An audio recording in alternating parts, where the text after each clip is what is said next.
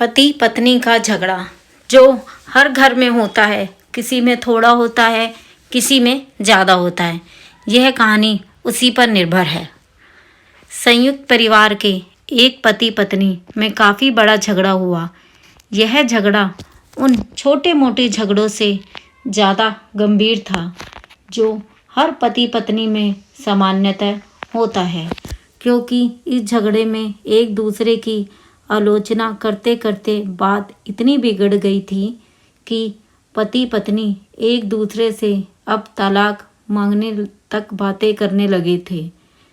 संयुक्त परिवार के बाकी के सभी लोग परेशान हो गए और वह सब किसी तरह इन दोनों को समझाकर इस झगड़े का अंत करना चाहते थे।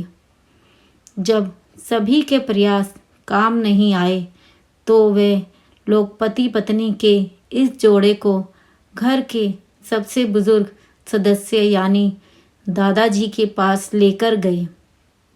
जब दोनों पति पत्नी दादाजी के कमरे में प्रवेश किए तो दादाजी ने उन दोनों को बैठने के लिए कहा और फिर पूछा कि बताओ, तुम्हारी क्या समस्या है।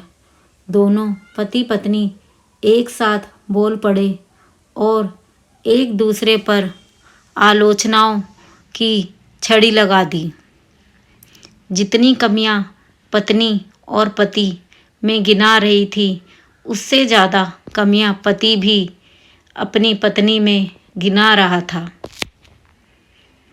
और कई मिनटों तक यह सिलसिला यूं ही चलता रहा। दादाजी ने भी इन दोनों को नहीं रोका और इनको अपना अपना गुस्सा एक दूसरे पर उतारने दिया। आखिर में जब दोनों एक दूसरे की बुराइयां करके थक गए और शांत हो गए, तब दादाजी ने उन दोनों से कहा, अब दोनों एक दूसरे की कुछ अच्छाइयाँ भी बताओ। जब अच्छाई बताने का समय आया तब दोनों ही पति और पत्नी एकदम से चुप हो गए। शायद गुस्से में उन्हें कुछ याद नहीं आ रहा था या फिर गुस्से की वजह से ही वह एक दूसरे की अच्छाइयाँ बताना नहीं चाहते थे। दादाजी ने यह बात भी महसूस कर ली। थोड़ी देर तक जब कोई भी नहीं बोला तब दादाजी ने कहा, अच्छा ठीक है, यह लो पेपर और पेन और एक दूसरे की अच्छाइयाँ इसमें लिखो। पति पत्नी दोनों ने ही पेपर और पेन ले लिया और एक दूसरे से काफ़ी दूर जाकर बैठ गए। थोड़ी देर तक ना पति ने कुछ लिखा ना पत्नी ने।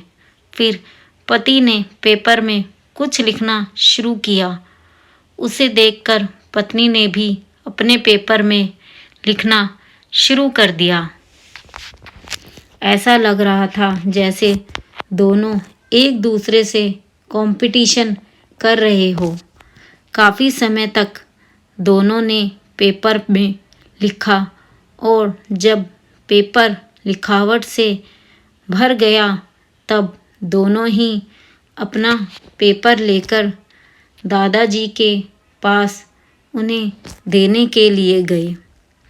दादाजी ने उन दोनों के ही पेपर से लेने से मना कर दिया और कहा कि अपने अपने पेपर एक दूसरे को दे दो और अब एक दूसरे के पेपर पढ़ो।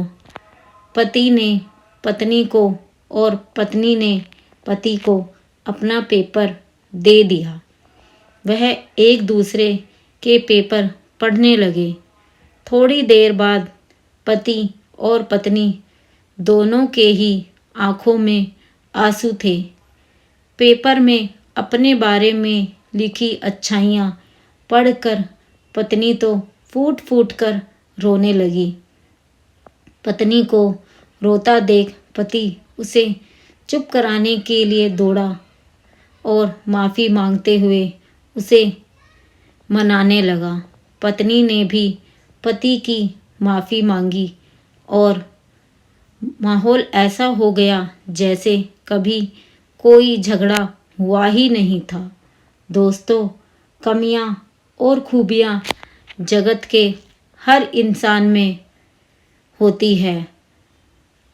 अब हमारे ऊपर होता है कि हम इन कमियों को देखकर अपने जीवन को नर्क बना लें या खूबियां देखकर अपने जीवन को स्वर्ग बना दे।